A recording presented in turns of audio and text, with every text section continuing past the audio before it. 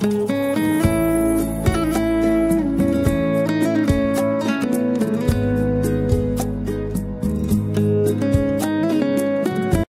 و بی نهایت مهر و لذت و شادی رو برای شما آرزومندم. علیرضا تیوایتی هستم از کانال لایف فکس. رسیدیم به قسمت 15 از این داستان ویوا. آقای عین به وقتی که دیگه گذشته بود از مسائل قبلیش و داشت زندگی خودش رو ادامه میداد، یک دفعه با خودش فکر کرد و متوجه شد که من دیگه خونه خودم رو از دست دادم و بالای سر دختر من دیگه خونه‌ای نیست، سقفی نیست. پس من باید تمام تلاش خودم رو بکنم و داشته باشم که بتونم برای دخترم یک خونه فراهم کنم و یک سقف بالای سر اون فراهم کنم و براش خریداری کنم یا بسازم.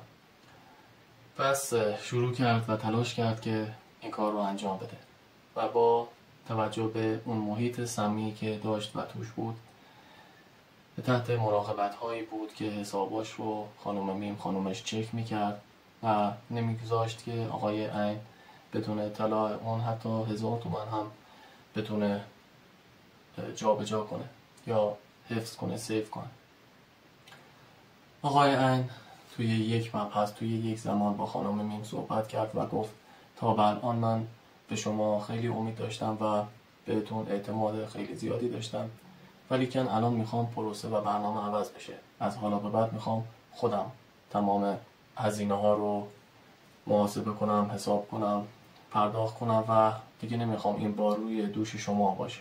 در صورتی که قبلش اینطور بود، آقای عین هرچی که کار میکرد و تلاش میکرد به اطلاع خانومش میرسوند و خانومش هم طبق برنامه‌های خودش و نقشه‌های مادرشون خانم جلو میرفتن و نمیگذاشتن حتی 1000 تومان برای ماهای بعدش ذخیره بمونه. آقای عین شروع کرد به ذخیره کردن و پسنداز برای دختر خودش که بتونه حداقل ترین کار یک سقف رو برای دخترش فراهم کنه و یک منزل برای زندگی دخترش.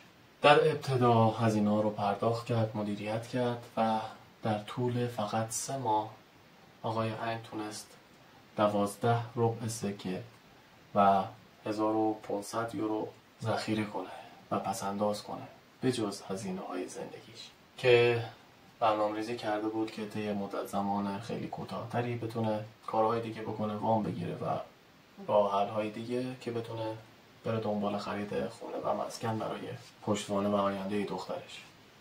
منتها بعد از 3 ماه زمزمه‌های مجدد خانم میم شروع میشه که نه، ما باید کارهای دیگه رو انجام بدیم، ما باید سفرهای خارجی بریم، فلانی و فلانی و فلانی سفر خارجی رفتن، تو خودت هم رفتی، من که نرفتم، تجربه ندارم، منم دلم میخواد برم، چرا از لحظه الان زندگیمون استفاده نکنیم و بخوایم برای آینده برنامه‌ریزی کنیم. این کار رو چندین ماه روی مغز آقای عین انجام میده و راه میره و فشار میاره، به جایی میرسه که شروع میکنه به دعوا کردن، مغلطه بازی، کارهای بیهوده، بحث‌های الکی. این کارا رو انجام میده تا بتونه آقای عین رو تحت فشار بذاره و اونو مجبور کنه. موفق میشه. متاسفانه آقای عین هم اون قاطعیت خودش رو نداشته، چون فقط به فکر بچه خودش بوده، به فکر دختر خودش بوده. از استمرار بحث‌ها و دعوا در منزل خودش این رو میدیده که دخترش آسیب روحی میبینه و همش پدر مادرش داره بالای تو سر دخترش دعوا میکنه و بحث میکنه. نمیخواسته با اونجا کشیده بشه، قبول میکنه و خانم میم رو به سفر خارجی میبره با پسندازی که داشت برای دخترش انجام میداد. سفری که خانم میم براش برنامه‌ریزی کرده بود سفر کشور امارات بود و دبی و آقای عین و خانومش هم به این سفر میرن. حتی دخترشون رو هم خانم میم براش برنامه‌ریزی نکرده بود که به همراه خودشون ببرن و اون هم بتونه از این سفر استفاده کنه و لذت ببره. و با آقای عین گفته بود به خانواده من هم هیچی نگو که من خواستم یا تو خواستی به سفر خارجی بریم.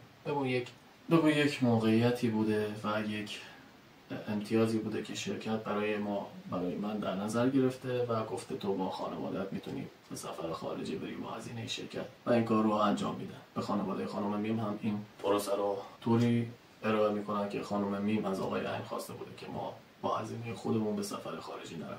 میگذره خانم میم بار اولش بوده که توی هواپیما سوار می شده و زمان مسافرت یک استرس و وحشتی داشته موقع تیکاف هواپیما و اونجا کلی آقای عین باش صحبت میکنه، میگه که نترس، هیچ چیزی نیست. وقتی که تیکاف کرد و از زمین بلند شد این موقتیه و عادی میشه برات. بعد این داستان رو گفتم چون ارتباطی داشت به بعدش. خلاصه میرن و اونجا لذت میبرن و برمیگردند.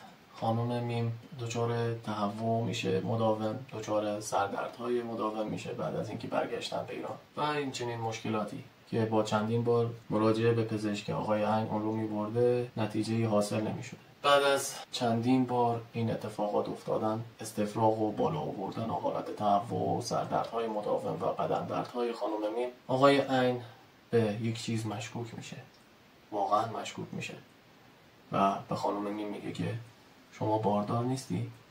خانم میم میگه که نه. آقای عین میگه اشکال نداره، یک تست بارداری رو شما بردار و برو آزمایش بده ببینیم شما باردار هستی یا نه. ویدیو طولانی شد، ادامه داستان در قسمت 16. تا دیدار بعد، بدرود.